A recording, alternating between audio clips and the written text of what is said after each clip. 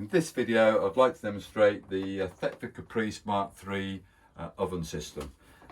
As you come to the front end, we have got all the valves in operation. We've got a piezo igniter here which ignites all the gas rings, and then here we've got a little red light which does illuminate up when you are going to use the electric ring located at the top edge, back rear edge here. So I'm going to put it onto one just to initially see whether the heat's coming through, and yes it is. So I'm going to turn that off again, just turn it through to number 6. You can rotate that in either direction and that's getting warm again. So that's how the electric ring works there.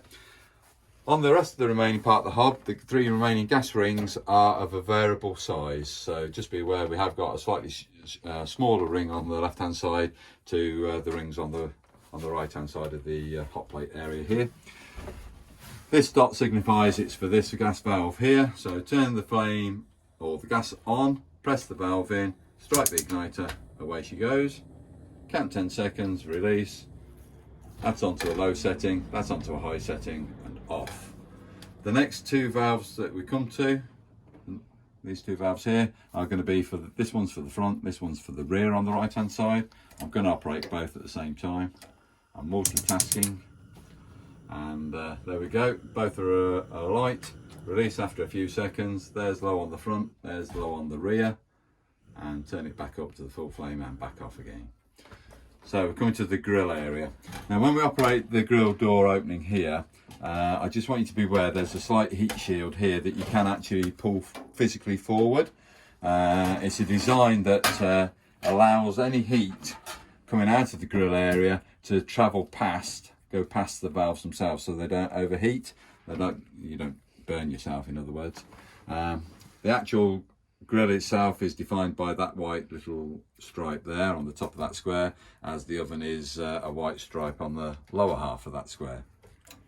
Turn it to the full flame, press the valve in, strike the igniter, and away the flame goes. Once you've ignited it, just count a few more seconds after it's ignited, just to heat up the thermocouple, then release. It's still on the full flame, and there's the low flame, and that is that part of it. The grill pan that's in these vehicles, like all grill pans, they've got removable handles. This particular handle comes in at approximately 45-degree angle, locks onto the plate, and then you can use this for use.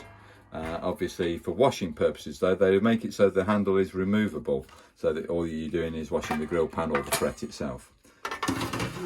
That can travel in there for transit, or you could put it into the pan storage area, which I'll explain there now. But to gain access to the pan storage area, there's no visible catch or latch. What you have to do is, with the thumb, push in the centre of the glass panel, which releases it. What you're doing is pushing that latch in place. All right, so to open and close it, you do need to push that in.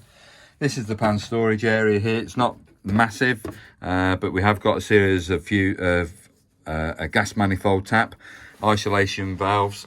So if we want to isolate the boiler, for instance, on the hot water, we would rotate it through 90 degrees or open it back up again. So long as it's in line with the outgoing pipe, it's on. If it's, as it was there, vertical, it's off. And the quick explanation of what the gas valves operate is all on the front face of the inner glass panel there. So when you come to close the pan area, just make sure you push again on the glass to lock it in place. It's quite a different operation on some of those. And I'm going to move to the oven. You don't need to have this extended. This heat plate doesn't need to be extended when the oven's on, but it can be if you so desire. It's your preference. But turn it right round to its highest setting, which is number 9. Press the valve in, strike the igniter, and there's the oven in its operation, up and running. Count a few more seconds, release, it's on. You do have to have the oven door raised for heat to build up into that area for it to then be able to regulate itself according to wherever you've left the gas valve to be. I could have it as low as a quarter, but that flame's not gone down yet because there's not sufficient heat in there to recognise the regulator. All right, but it will regulate itself accordingly. They are equivalent to domestic regulos, i.e. Regulo 6 is the same here on the Regulo 6 setting here as a domestic appliance would be. The nice thing is Bailey have provided 2 other shelves in these models, which is quite nice. Sometimes you have to purchase additional ones, but they're all in place. And the only other bit I need to point out is the data plate that you'll see on the side here, that little silver foil. If there is a failure of this particular oven for any reason, we ask you to forward information, the data plate information, and then we are able to order new parts for you. It could be that you've just lost that control valve and I need a new one. Still send the data plate regardless of whether it's the same knob. I just need to have further information so we identify the right part. I hope you found this short video very useful, but please